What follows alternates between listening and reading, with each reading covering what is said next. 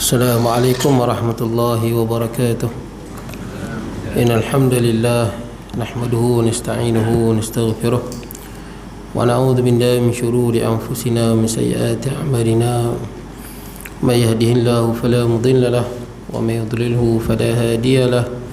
Asyhadu an la ilaha illallah wahdahu la syarika lahu wa asyhadu anna sayyidana wa nabiyyana Muhammadan abduhu wa rasuluh. Allahumma salli wa sallim wa barik ala sayyidina Muhammad wa ala alihi wa ashabihi ajma'in. Subhanaka la ilma lana illa ma 'allamtana innaka antal alimul hakim. Rabbi shrah li sadri wa yassir li amri wahlul 'uqdatam min lisani yafqahu qawli. Allahumma la sahla illa ma ja'altahu sahla wa anta taj'al hazna was-sa'ba idza syi'ta sahla. Wala hawla wala quwwata illa billahil aliyyil azim. Amma ba'd. Hadirin jemaah yang dirahmati Allah, alhamdulillah pada pagi ini kita dapat bertemu. Baik, kita berhenti mana tuan-tuan? Muka surat 16. Ya, muka surat 17 kot. 17 kan? Keterangan hadis kan? Keterangan hadis. Baik. Jadi kita berada pada hadis yang keempat. Hadis yang keempat berkenaan dengan saya sebut sikitlah, iaitu Allah tidak mencabut ilmu sekaligus daripada dada manusia. Innallaha la yaqbidul ilma intiza'an yantazi'uhu minan nas. Yani Allah Ta'ala tidak cabut ilmu tu daripada hati manusia. Maknanya kita tidur malam ni cabut ilmu, seluruh dunia tak reti, bukan? Tapi Allah Ta'ala cabut ilmu daripada manusia biqabdil ulama, dengan dimatikan ulama. Dia sebut siapa ulama. Ada orang kadang-kadang diklaim dia ulama, tapi dia bukan ulama. Ulama ni siapa yang disebut sebagai ulama? Sehingga kan hatta idza lam yubqi ataupun yatruk aliman, sehingga kan kat dunia ni tak ada orang alim. Kita alhamdulillah di dunia ni masih ada. Nanti nak kiamat nanti orang alim tak ada. Tinggallah orang yang Luka ibnu Luka, sebut dalam hadis. Ada hadis sebut apa nama Luka ibnu Luka, orang yang jahil, anak orang yang jahil. Makna dia apa? Ayah dia jahil, anak dia pun jahil. Maksud kata generasi ayah dia jahil, generasi bawah dia jahil. Kenapa jadi macam tu? Akhir zaman nanti orang malas mengaji. Jadi bila orang malas mengaji, matilah sekalian ulama. Generasi yang malas mengaji tak sempat mengaji.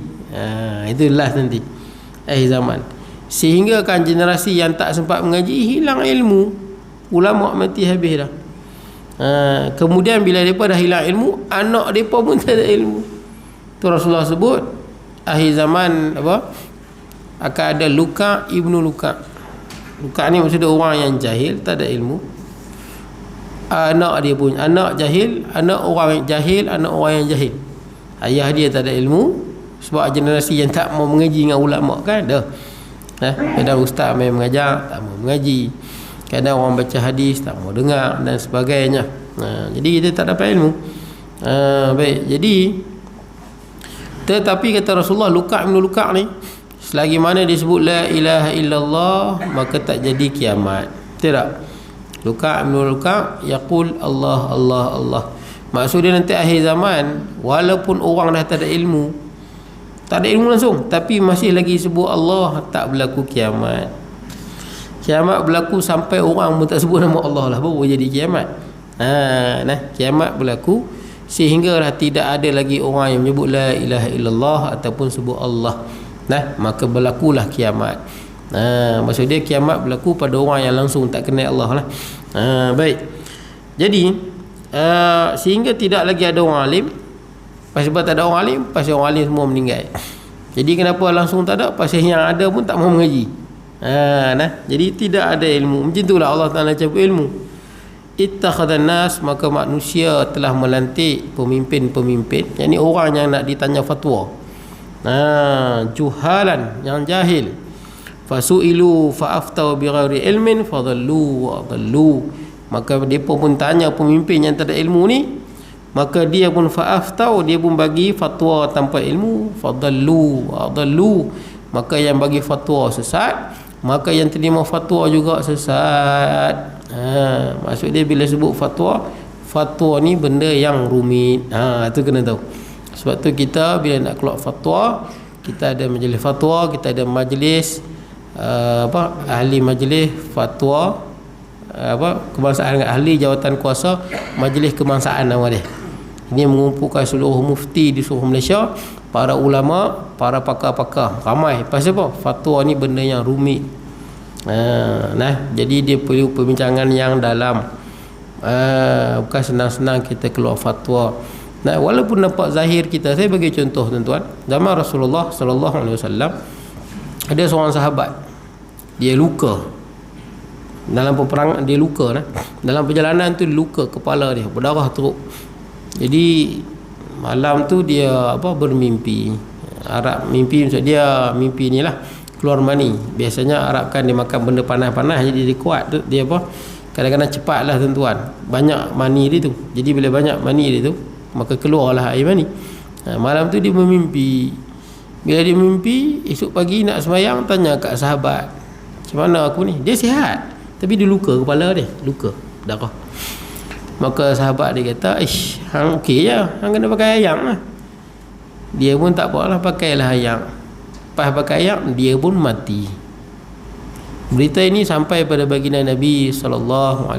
Memanglah nampak macam bagus kan, tetap juga berkeras menggunakan air walaupun walaupun ada keringanan. Maka sampai pada Nabi cukup marah Nabi SAW. Kata Rasulullah SAW, fa innama shifa'un ayyi as-su'al. Ubat kepada tak tahu, jahil ni tanya. Fatwa tuan-tuan, ni yang rumit. Ada seorang sahabat Nabi, hidung dia terpotong dalam peperangan, potong hidung terpotong. Dia tampai hidung dia, sebab hidung ni potong, dia tampai dengan perak kan boleh, tapi luka dia lagi teruk. Maka dia cuba bubuh emas elok. Sedangkan kita tak boleh pakai emas, tuan-tuan tahu kan, emas mana boleh pakai. Sudu emas, pinggan emas. Sudu emas, pinggan emas ni bukan lelaki tak boleh pakai, perempuan tak boleh pakai. Yang perempuan boleh pakai perhiasannya. Sudu emas, pinggan emas tak boleh. Jadi tuan-tuan, ni perlukan fatwa, betul tak? Sedangkan hukum asal haram. Tapi bila tanya baginda Nabi SAW, maka Rasulullah benarkan. Kenapa benarkan? Itu dia akan pergi kepada maqasid syariah pula ni. Kaedah istimbat hukum, bukan semua orang yang faham. Itu kadang-kadang ada orang dia keluar fatwa yang pelik-pelik, bercanggah dengan ahli fatwa pasal dia bukan ahli. Baik. Contoh yang lain tuan-tuan, ada seorang sahabat Nabi, badan dia gatai-gatai, sakit kulit. Bila dia pakai sutera okey, maka baginda Nabi SAW benarkan dia pakai sutera, padahal tak boleh. Ada sebab lain. Nampak fatwa tuan-tuan. Kadang-kadang ada orang dia rasa fatwa dia ni bila bersikap keras rasa bagus, bukan. Itu fatwa yang silap, tidak menimbang antara maqasid nyawa, agama, nyawa, nasab dan sebagainya. Ada juga sahabat Nabi yang saya pernah sebut kat tuan-tuan, yang dia sakit perut, kaum Urainiyin, sakit perut teruk. Maka tanya Nabi macam mana? Dia sampai di Madinah sakit perut teruk, sakit perut syirik-birik, sakit yang sangat teruk. Bila tanya Nabi SAW, ni hadis ni sahih tuan-tuan, maka Nabi kata, pergilah ke kandang unta, minumlah susu unta yang dicampur dengan air kencing unta. Betul tak? Kalau kita dengar macam, apa fatwa lagu ni? Itu ubat, sembuh bagi dia. Kalau itu pun Nabi benarkan, apatah lagi vaksin yang telah difatwakan oleh para ulama. Sebab tu kita jangan sebut benda yang kita bukan ahli kita. Baik, jadi saya nak ceritanya fatwa ni benda yang perlukan penelitian yang dalam, perbincangan yang dalam, mempunyai ilmu yang sangat tinggi, takut silap. Saya bagi satu fatwa yang nampak macam betul tapi salah. Contoh dulu, zaman dulu kita tahu kan, kalau seorang lelaki dia bersetubuh dengan isteri dia di siang hari di bulan Ramadan, maka dia kena kafarah kan. Kafarah dia kenalah membebaskan hamba. Kalau dia tak boleh bebaskan hamba ni mahal tuan-tuan. Hamba mahal. Kalau nilai kita sekarang ni mungkin ratus ribu wala kot hamba tu. puluh ribu, ratus ribu lah, mahal nilai dia. Hamba, bebaskan hamba. Salvation apa? Salvation ni daripada dulu gitu tuan, ada. Dia bukan orang Islamnya, semua bangsa ada. Tapi Islam datang menghapuskan perhambaan dan tawanan perang dan sebagainya. Islam nak hapuskan perhambaan. Jadi pertama, bebaskan hamba. Yang kedua, kena puasa kan, 60 hari berturut-turut. Puasa 60 hari. Hari yang ke-58 demam, tak boleh puasa lain. Jadi itu tuan-tuan. Jadi puasa 60 hari berturut-turut. Dia yang kena suami isteri ke tuan-tuan? Suami saja nah. Ada kadang-kadang orang tersilap kata isteri pun kena, isteri tak kena. Nah, isteri kena qada sahaja. Yang kena kafarah adalah orang lelaki. Kadang-kadang tersilap nah. Ada orang dia tersilap kata orang perempuan dengan lelaki kena kafarah, bukan. Tanyalah suami saja. Pasal apa? Kalau suami tak mau tak jadi. Betul tak? Baik. Jadi tuan-tuan, apa dia yang ketiga apa? Yang ketiga adalah bagi makan fakir miskin kan, 60. Ada satu ulama keluar fatwa. Saya tak tahu ulama ke bukan ulama, tapi cerita ni masyhur. Seorang raja dia menyetubuhi isterinya pada siang hari bulan puasa kan, batal puasa dia. Maka dia tanya ulama apa yang dia kena buat. Seorang kadi kot tanya kadi. Kadi ni pun fikir, raja ni dia banyak hamba kan, hamba banyak. Sekarang dah tak ada perhambaan tuan-tuan. Sekarang siapa yang buat kerja lagu tu, dia kena puasa 60 hari lah. Jangan buat kerja lagu tu lah. Baik, jadi tuan-tuan, apa dia, kecuali lain lah kalau dia dalam perjalanan, betul tak? Dalam perjalanan dia orang yang boleh buka puasa, betul tak? Itu cerita lain lah. Orang yang boleh membatalkan puasa. Nah, dia berjalan ke mana-mana, dia boleh buka puasa lah, yang sampai 2 marhalah. Itu tak apa lah. Orang yang dibenarkan berbuka. Ataupun dia sakit ke, betul tak kan? Sakit tapi larat pula kat situ. Jadi tuan-tuan, yang tu pun tak apa lah, dia sakit kan. Sakit betul lah tuan, bukan sakit buat-buat. Baik, jadi apa dia, maka kadi ni fikir, kalau raja ni bebaskan hamba ada berpuluh-puluh ratus, nanti dia buat lagi. Maka kadi ni kata, tuan tak boleh lah apa bebaskan hamba. Tuan kena apa? Tuan kena puasa 60 hari. Ada orang bagi contoh, orang kata ini fatwa yang baik. Sebenarnya inilah fatwa yang tak baik. Ini dijadikan contoh oleh Imam Ghazali dan banyak ulama. Ini contoh fatwa yang salah. Sebab dalam nas sebut jelas, bebaskan hamba baru puasa. Dia banyak hamba. Memang Islam suruh hapuskan perhambaan. Berkat kerana kafarah itulah tak ada perhambaan dah sekarang. Itu poin dia. Itu lebih besar poin dia daripada tengok raja tu. Bukan tengok raja tu, kita tengok seluruh dunia tuan-tuan, supaya tidak ada lagi perhambaan di alam dunia. Tak mau ada. Dilahirkan dalam keadaan bebas, tak mau ada lagi sistem perhambaan. Itu poin yang lebih besar, maqasid yang lebih besar, yang kadi tu tak nampak. Itu yang Imam Ghazali bagi contoh. Ini antara contoh masalah yang silap. Silap dalam memberi fatwa. Nampak macam cantik tapi silap. Baik, keterangan kita tengok. Ni kita tengok muka surat 17, huraian hadis tadi yang saya baca makna dia. Qala musannifu rahimahullahu taala wa nafa'na bi ulumi fid darain. Tentu kalau perasan sebelum ni saya sebut qala musannifu hafizahullahu taala, telah berkata pengarang moga Allah memeliharanya. Itu kalau dia masih hidup. Tapi kalau pengarang tu dah meninggal dunia, maka kita sebut qala musannifu rahimahullahu ta'ala, telah berkata penulis kitab ini moga Allah merahmatinya. Maksud dia dah matilah, meninggal. Kan baru meninggal ni Syekh ni, Syekh Ahmad Fahmi Zamzam. Kenal kot no? Al-Banjari. Dia orang Banjar daripada Kalimantan. Atau orang Banjar di kita pun asal daripada Kalimantan kebanyakannya lah, asal tempat asal kan. Jadi ini Syekh Fahmi Zamzam Al-Banjari. Dia asal daripada Kalimantan dan mengaji, banyaklah mengaji, dan dia khidmat lama lah. Khidmat lama dia adalah di Kedah. Dia lama mengajar di Kedah. Meninggal baru ni 30 hari bulan 10 2021 baru lagi. Meninggal juga di pesantren Yasin. Dia punya pesantren lah di mana? Di Bandar Baru Kalimantan. Dan kubur dia pun di pesantren tu. Kubur Syekh Ahmad Fahmi Zamzam. Baru meninggal. Umur pun tak tua sangat lah, 62 umur dia. meninggal, kata komplikasi lah, ada komplikasi. Tapi tuan-tuan boleh tengok lah, dia memang banyak mengajar di negeri, di Malaysia ni lah banyak khidmat dia sangat banyak, terutama di negeri Kedah. Jadi dah meninggal kita sebut rahimahullahu ta'ala. Itu bahasa dia tuan-tuan. Moga Allah rahmatinya. Kalau hidup jangan sebut lagu tu pula. Tuan-tuan pun sebut, nak cakap Arab sikit, Ustaz Usam rahimahullah, itu meninggal dah. Nak bagi sedap sikit bunyi tambah. Bukan, kalau hidup Arab kata hafizahullah, moga Allah memelihara agama dia, memelihara jiwa dia, memelihara iman dia. Itu kalau masih hidup. Kalau dah meninggal, rahimahullah, moga Allah merahmatinya. Kalau kita orang Melayu, almarhum, almarhumah, betul tak? Tapi saya betulkan tuan-tuan, benda yang kita kena betulkan sikit lah. Kalau tuan-tuan sebut dalam bahasa Arab, rahimahullah untuk lelaki, kalau perempuan rahimahullah. Hu tu nya untuk lelaki. Kalau ha tu nya juga, tapi untuk perempuan. Macam orang putih lah. Her dengan she kan, he dengan she kan. Kita orang Melayu mana ada? Kita dia lelaki ke perempuan dia, betul tak? Tapi kalau orang putih dia ada he, dia ada she, dia ada her, dia ada his. Macam tu lah. Domir lah. Jadi kalau orang Melayu kita sebut apa? Almarhum, almarhumah. Itu bahasa Melayu tuan, bukan bahasa Arab. Dia tak apa kena sangat lah tuan-tuan.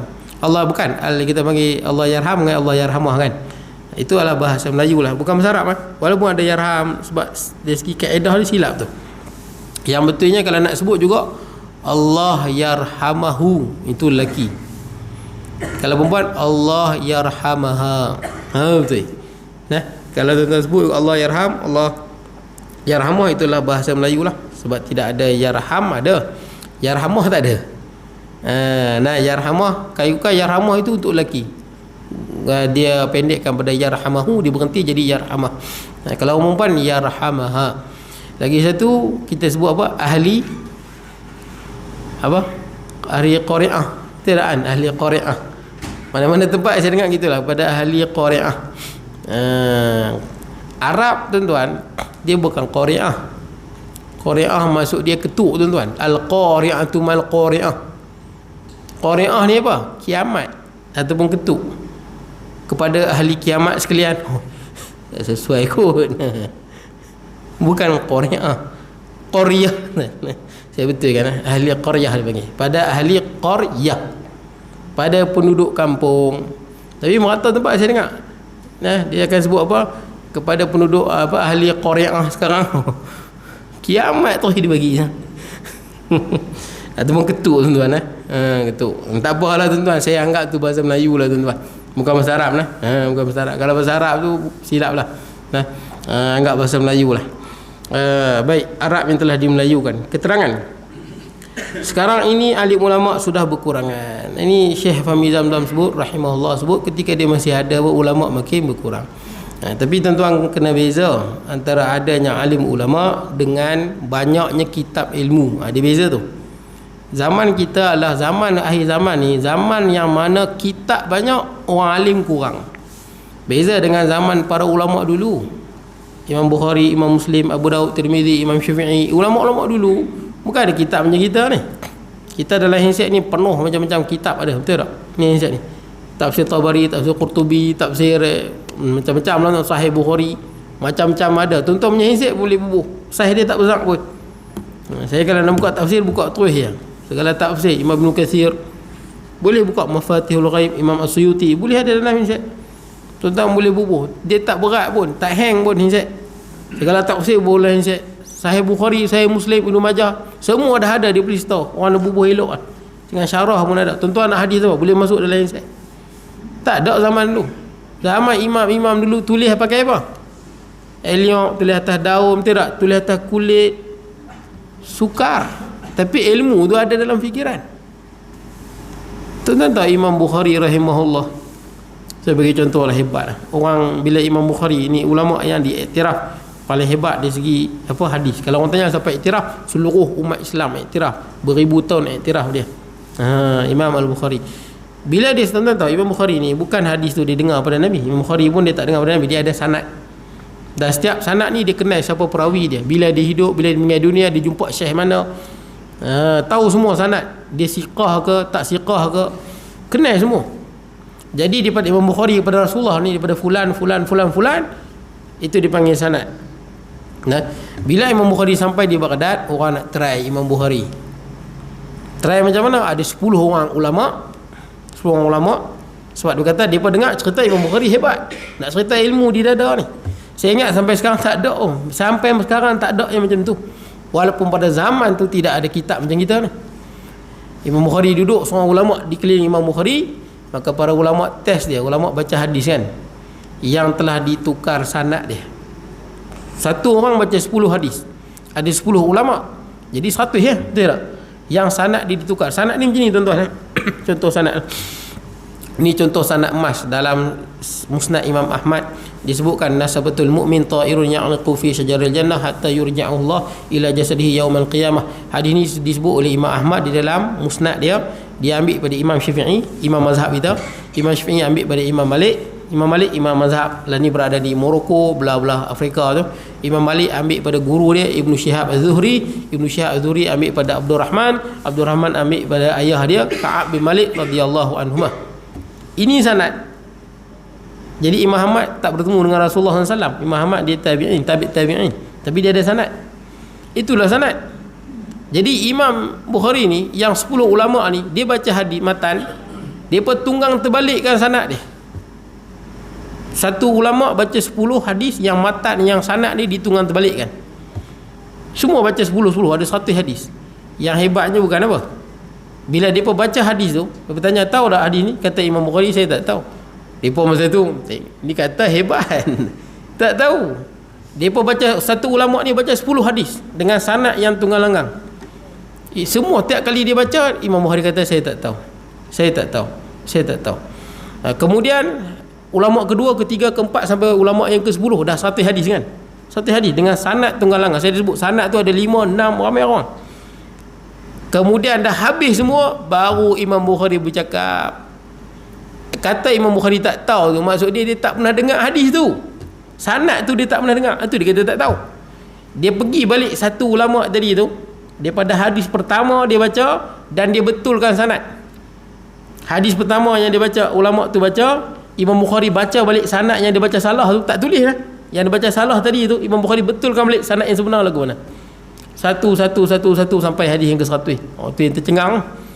Sampai sekarang orang tak boleh buat, tuan-tuan. Hebat. Ulama dulu tak ada kitab macam kita. Kita panggil akhir zaman zuhurul qalam. Banyaknya apa? Kitab-kitab agama. Tuan-tuan pergi saja kedai apa? Ayam mani pangan serai kan. Tuan-tuan nak kitab apa? Kitab-kitab lama telah dirumikan. Faridatul Faraid, Ad-Durrus Tsamin, Furu'ul Masail wa Usulul Wasail. Tuan-tuan nak kitab-kitab besar. Kemudian katanya apa? Sabilal Muhtadin. Kitab besar tu.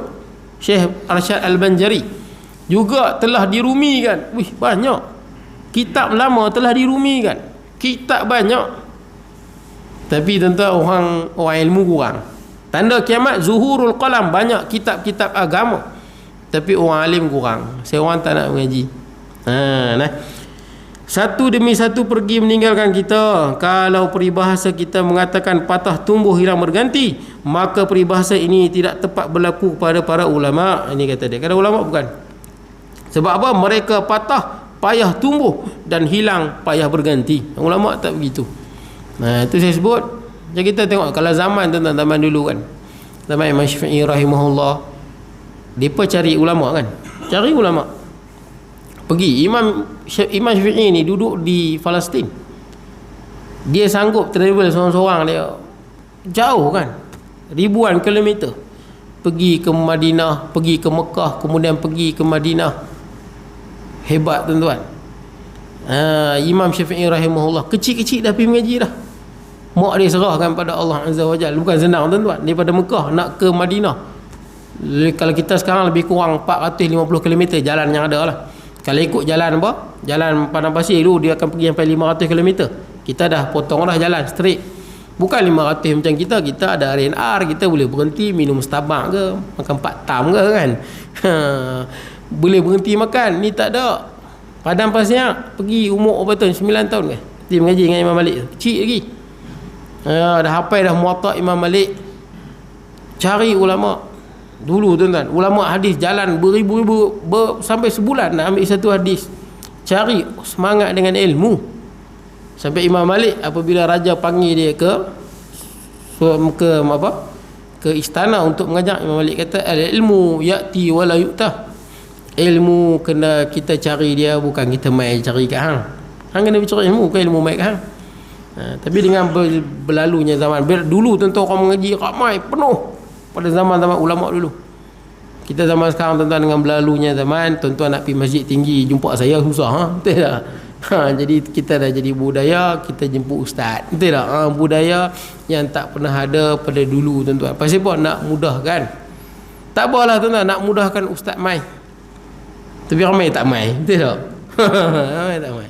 Ni kira antara masjid yang ramai lah tuan-tuan, banding-banding masjid yang lain. Ada masjid saya pergi, tiang lagi ramai tuan-tuan. Mana saya tahu? Saya kira tiang, saya kira 1-2 tiang. Dah lah tiang lagi ramai. Ada pula yang pergi menyorok belakang tiang. Pasal apa lah. Ni cerita kat Penang lah. Masjid besar 2 tingkat. Oi besar masjid dia. Sebenarnya Jumaat bawah pasang TV lah. Orang tengok TV lah tuan-tuan. 2 tingkat. Tapi orang kurang. Tak apalah kalau orang kurang tuan-tuan. Ada pula yang tak suka ustaz mengajar. Ada juga.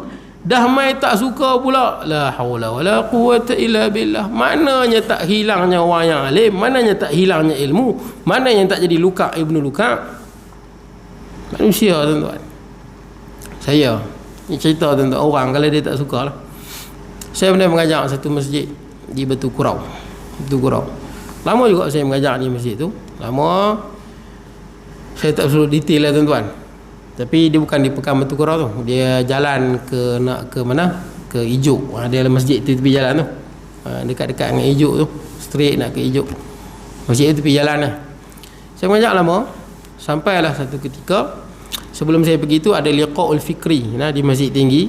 Tentang kenal Datuk Nik Zawawi. Kenal kot no? Apa jawatan dia sekarang tu? Saya usaha kot no? Jadi Datuk Nik Zawawi masa liqa'ul fikri tu dia bagi tahu kepada ahli jemaah semua, jauhilah ajaran-ajaran yang sesat. Antara dia sebut adalah Syiah. Itu dia pesan kepada ahli jemaah. Saya pun masa di masjid itulah sekian-sekian tu, saya pesanlah pada jemaah seperti mana yang dipesan oleh Datuk Nik Zawawi fi hafizahullah, supaya jauhi ajarannya sesat seperti Syiah dan sebagainya. Lepas pada itu jadi isu. Rupanya ada sekok, saya ingat mungkin dia Syiah kot, saya rasa lah. Macam mana dia nak fitnah? Cara dia fitnah adalah dia pegang buku. Orang lain tak ada buku, dia ada buku.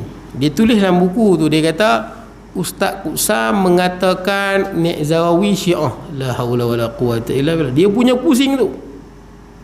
Allahu Rabbi. Yalah dia orang kuat, pas lah. Tapi perangai saya tak tahu. Perangai dia terkejut saya. Saya kata silap ni. Saya quote dia mengatakan elak fahaman seperti Syiah, sesat.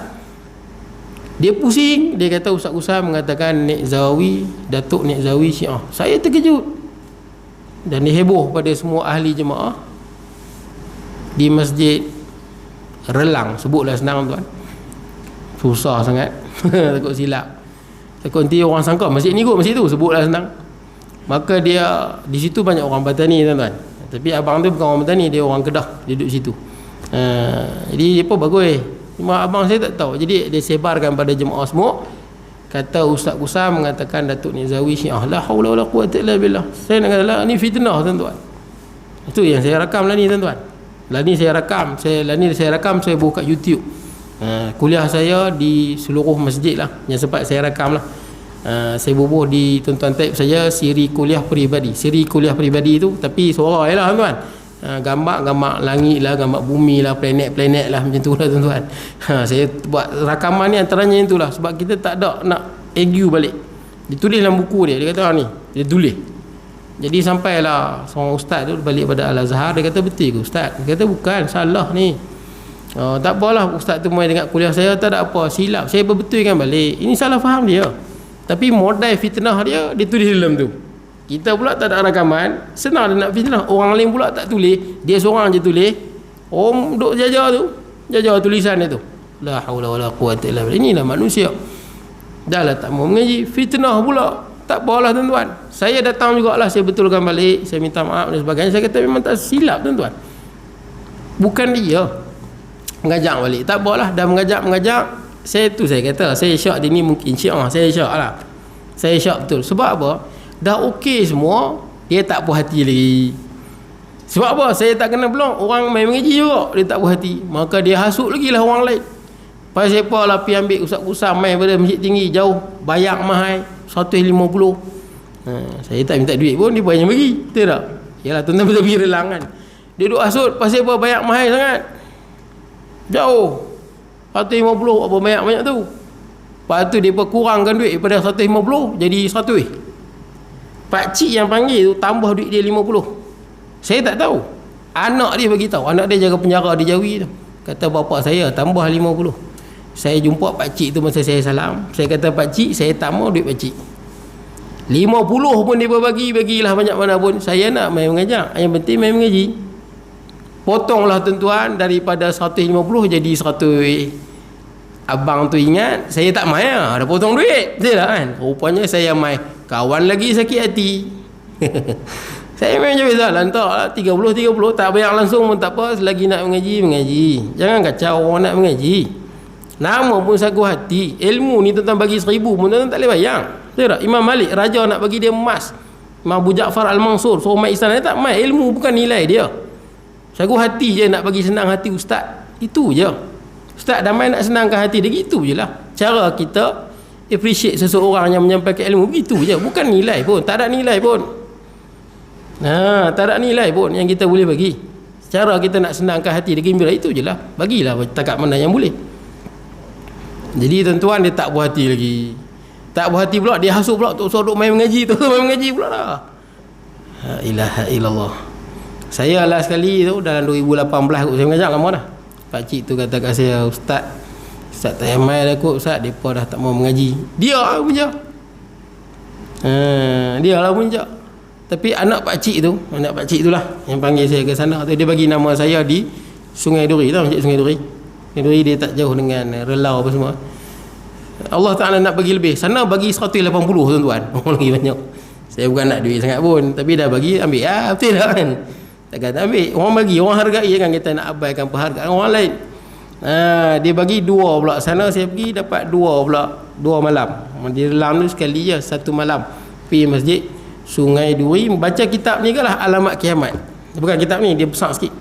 Kitab Alamat Kiamat nama dia, karangan Syekh Jalaluddin, Syekh Osman bin Jalaluddin, mudir Pondok Penanti dulu. Dia kitab tu tebal pada ni lah, kita berkenaan dengan tanda-tanda kiamat. Tapi saya nak cerita apa tuan-tuan, perangai orang ngaji dah tak mau, buat fitnah. Ini saya rakam tuan-tuan, senang. Kalau fitnah saya pergi dengar balik, tak mana hang kata. Tak boleh lah fitnah dah. Manusia tuan-tuan. Baik, kemudian sampailah saat nanti permukaan bumi ini akan kosong dari ulama, akan sampai masa itulah. Tu saya kata Ibnu Luka' tu.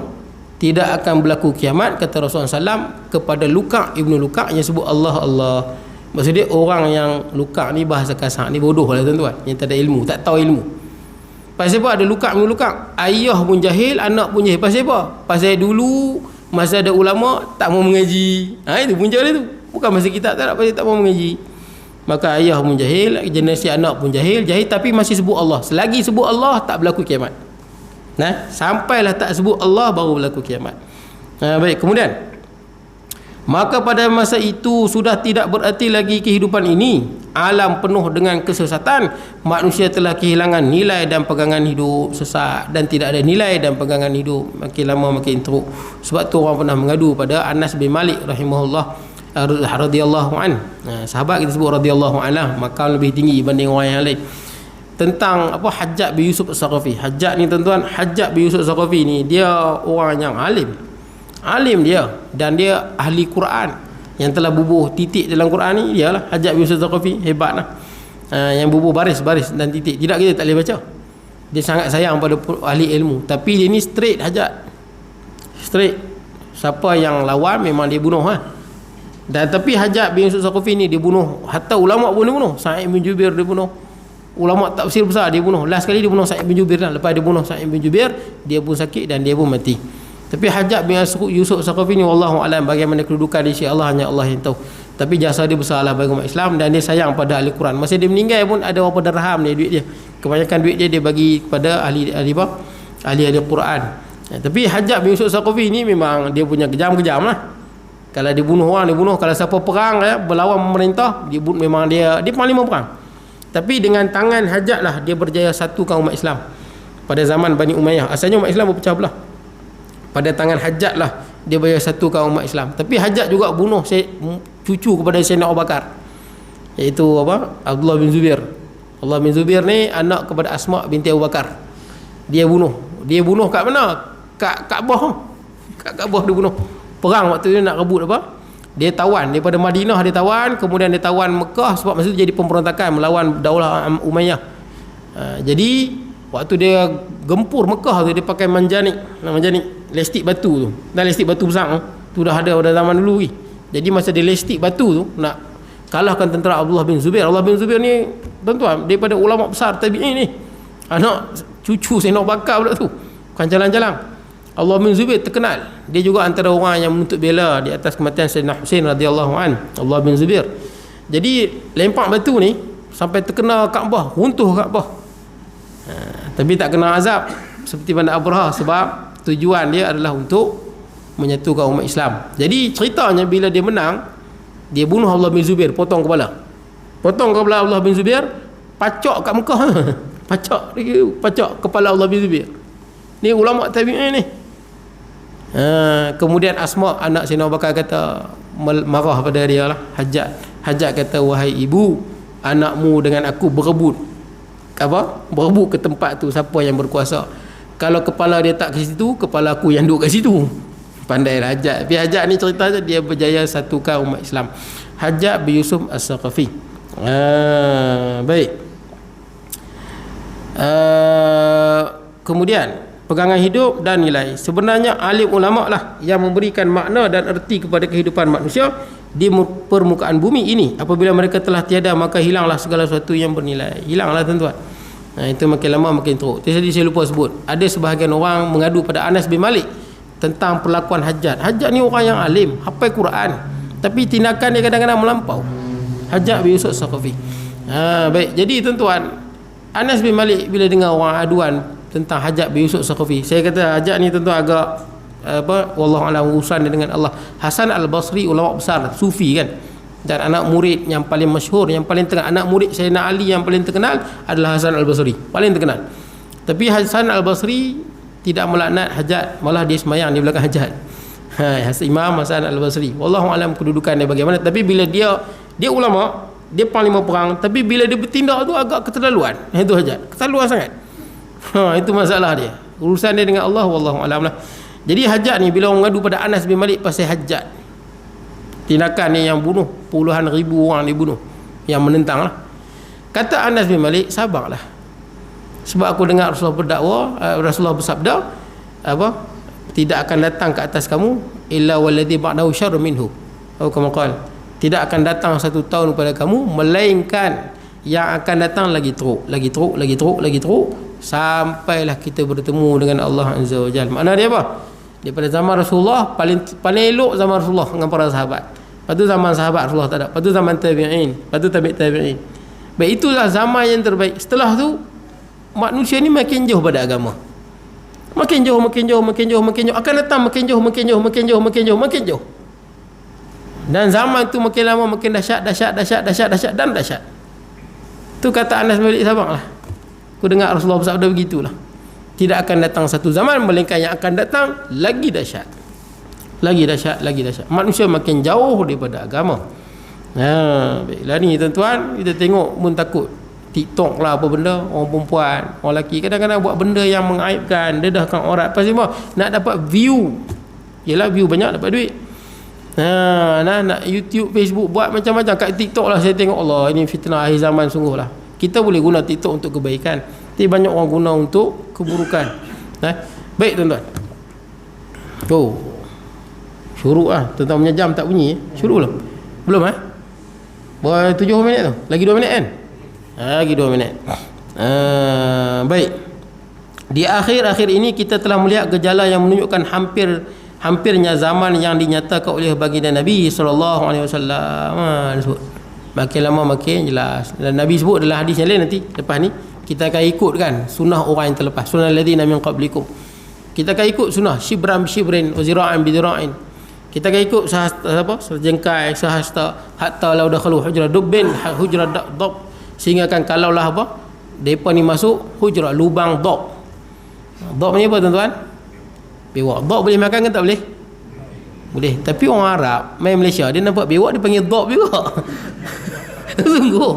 Saya ada kawan saya Maghribi, dia nampak bewak dia kata dab. Saya kata dab mana ada kat Malaysia? Rupanya jelah bewak Malaysia dia panggil dab juga. Jangan dia sembelih sudah boleh makan. Dab Malaysia tak boleh makan. Dab panggil dab juga. Bewak Malaysia tak boleh. Bewak Padang Pasiak boleh lah. Baik tuan-tuan. Tapi ada jiran mak saudara saya di belah Sungai Dungu, Hindu. Dia masak kari punya sedap. Hindu punya sedap masak kari. Yang Hindu sebelah tu bergaduh, kata dia curi ayam dia. Hindu tu kata bukan ayam hang, aku masak bewak. Hindu tu kata, tapi kari dia sedap. Yang Hindu sebelah tu marah juga. Hindu sama Hindu lah bergaduh. Dia kata hang curi ayam aku. Ini cerita Sungai Dungu tuan-tuan. Lepas tu kata tak puas hati main tengok. Pergi tengok, buka-buka elok kaki naik kat atas bewak tu. Dia makan bewak tapi bau dia sedap. Bewak. Baik tuan-tuan, saya habiskan tuan-tuan sini. Kemudian di mana bilangan ahli ulama hilang tinggal sedikit dan usaha untuk melahirkan pula tidak mendapat perhatian yang sewajarnya. Pondok-pondok dan sekolah-sekolah agama kurang mendapat perhatian daripada cerdik pandai. Mereka banyak mengutamakan pengajian-pengajian di bidang urusan keduniaan yang dapat meraih keuntungan dan harta benda. Inilah keadaan masyarakat kita di hari ini. Oleh itu perlulah kita memikir hal ini dan mencari jalan untuk menyelesaikannya. Jadi kena melahirkan ulama. Jadi ulama ni siapa tuan-tuan? Dalam kitab Alamat Kiamat tu, Syekh Osman bin Jaludin dia sebut ulama. Tentang hadis kurang ulama lah. Kata ulama ni, pertama ulama mestilah menguasai ilmu akidah, macam tu. Kemudian yang menguasai bidang, bukan sekadar fardu ain. Kita tahu fardu ain kita ada bab apa? Bab fardu ain itulah daripada wudu, ibadah, pertidaan, kemudian sampailah bab tasawuf sikit. Dia mesti menguasai bab fiqhul ibadah. Fiqhul ibadah ni bab kita lah, bab air, bab semayang, bab puasa, bab haji, bab ni fiqhul ibadah. Dia juga menguasai fiqhul muamalat. Muamalat juga kena menguasai. Cerita bab riba. Ada orang bab riba dia tak tahu tuan-tuan. Bab riba, bab hutang piutang macam mana boleh jadi riba, bab gadaian, semua kena tahu tu. Bab jual beli. Baik, kemudian kena tahu juga bab apa? Munakahat, bab nikah kahwin. Kena juga ada ilmu. Last sekali dia juga kena ada fiqhul jinayah. Kena ada pakar alim dalam bab jinayah, hukum-hukum dalam Islam. Kena ada kemahiran. Baik. Kemudian dia juga kena menguasai tentang ilmu alat. Ni sebut ilmu alat ni apa? Ilmu nahwu saraf. Nahwu saraf, balaghah, ilmu yang digunakan untuk memahami Quran dan hadis. Kena mahir ilmu ni. Balaghah, majaz, tasbih, kinayah apa semua ni kena tahu. Mana uslub insya'i, uslub khabari kena kenal. Kena juga, dan dia juga mestilah mahir dalam bab tentang qawaid fiqhiyah, qawaid fiqhiyah dan maqasid syariah. Kena pakar benda ni. Itu mufti memang biasanya qawaid dengan maqasid ni memang kena jelas. Sebab tu bila jelas qawaid, pakar bab tentang maqasid, dia tak akan jadi isu sangat. Dalam isu-isu benda yang baru lah tuan-tuan. Isu apa-apa lah, vaksin ke apa benda ke, SOP ke. Kalau dia faham sungguh jelas. Tapi kalau dia kurang faham, dia akan jadi macam tadi lah, jadi kaku tuan-tuan. Fatwa-fatwa yang merugikan umat Islam bila dia tak jelas apa tujuan sebenar syariat. Baik tuan-tuan. Kemudian lagi penting tuan-tuan, ulama juga tak dikatakan ulama sehinggalah dia mengamalkan semua ilmu dia. Jadi ulama tu mengamalkan ilmu dia, bukan sekadar tahu. Kalau sekadar tahu ya, handset kita macam-macam maklumat ada, betul tak? Tapi tak ada manfaat bagi dia, handset bukan boleh beramal. Sama juga orang Quran, hadis, tafsir, ulumul hadis. Ulumul hadis juga satu lagi disebut oleh Syekh Osman, kena dikuasai juga ilmu hadis. Banyak ilmu dalam kepala tapi tak amal, itu bukan ulama. Dia berilmu dan dia beramal dengan ilmunya. Berilmu dan beramal dengan ilmunya. Senang kata tuan-tuan, ulama ni kalau nak mudah kenal, ulama yang muktabar lah. Muktabar ni apa? Sepanjang zaman menjadi panutan seluruh umat Islam. Pasal apa? Pasal kitab dia menjadi saksi. Malah peribadi, ulama-ulama yang hidup yang sezaman dengan dia kan, melihat peribadi dia, akhlak dia, maka umat menjadi saksi ke atas kealimannya. Seperti mana apa? Kita lah imam mazhab contohnya kan. mazhab Imam Syafi'i, Maliki, Hanafi. Ini makam dia jauh lah tuan-tuan banding dengan orang lain, susah lah. Selain pada sahabat Nabi nak banding 4 ni susah lah. Hanafi, Maliki, Syafi'i, Hanbali tinggi lah. Begitu juga ulama hadis, Bukhari, Muslim, Abu Daud, Tirmizi, Ibnu Majah, yang menjadi panutan seluruh umat Islam. Siapa lagi? Imam Nawawi contohnya. Imam Nawawi ni kitab Riyadhus Salihin tuan-tuan. Tuan-tuan pergi seluruh dunia ada Riyadhus Salihin. Itu tunjuk dia tu wali Allah kan. Wali Allah besar. Imam Nawawi rahimahullah tulis hadis 40. Pergi mana-mana ada hadis 40. Al-Arba'un An-Nawawiyah. Ini ulama-ulama yang seluruh dunia sampai hari ini mengambil ilmu dia, menjadi saksi ke atas kealiman dia, menjadi panutan bagi seluruh umat Nabi Muhammad sallallahu alaihi wasallam. Jadi kita nak banding dengan depa, tuan-tuan jangan bandinglah tuan-tuan. Hatta 70,000 syuhada pun tak boleh banding dengan depa. Nah, orang yang mana telah menjadi ikutan majoriti jutaan umat Islam. Kita Malaysia ni berjuta umat Islam kan. Majoritinya mazhab Syafi'i. Tuan-tuan, kira Indonesia lagi umat Islam paling ramai, majoriti juga mazhab Syafi'i. Macam mana pahala ya tuan-tuan? Sampai pada Imam Syafi'i rahimahullah. Bukan sekadar Imam Syafi'i, ulama-ulama yang lain. Setelah Imam Syafi'i nombor 2 tuan-tuan. Nombor 2 lah. Setelah Imam Syafi'i yang sangat besar jasanya dalam mazhab Syafi'i, Imam Nawawi. Dia menyusun balik mazhab Syafi'i dengan susunan yang cantik. Susun balik. Kemudian datang Syekh Ramli dengan Ibnu Hajar Al-Haythami. Kemudian seorang lagi ulama yang sangat berjasa dalam mazhab kita, iaitu Ibnu Hajar Al-Asqalani, ulama hadis yang last mendapat gelaran Amirul Mukminin fil Hadis. Amirul Mukminin fil Hadis ni ketua orang beriman dalam hadis. Dia tak ramai. Imam Bukhari, Imam Daraqutni, tak apa ramai sangat. Yang terakhir yang saya tahu dia Ibnu Hajar Al-Asqalani, orang iktiraf dia. Sebab sangat teliti dalam dia menulis kitab Fathul Bari. Dia tulis kitab, salah satu kitab yang tulis adalah Bulughul Maram. Dia tulis buku tu menyatakan hadis-hadis yang menyokong mazhab Syafi'i. Baik tuan-tuan. Akan datang kita akan pergi hadis yang kelima tuan-tuan. Saya minta maaf tuan-tuan kalau ada kekurangan dan sebagainya. InsyaAllah kita bertemu pada bulan hadapan. Aqul qawli hadha wa astaghfirullah al-azim li wa lakum sa'iril muslimin wal muslimat wal mu'minina wal mu'minat. Bismillahirrahmanirrahim. Allahumma ij'al jam'ana hadha jam'an tafarruqana ba'di tafarruqan ma'suma wa la taj'al minna shaqiyyan wa la mahruman wa la matruda wa sallallahu nabiyina Muhammad wa ala alihi wa sahbihi wa sallam. Alhamdulillahirabbil alamin.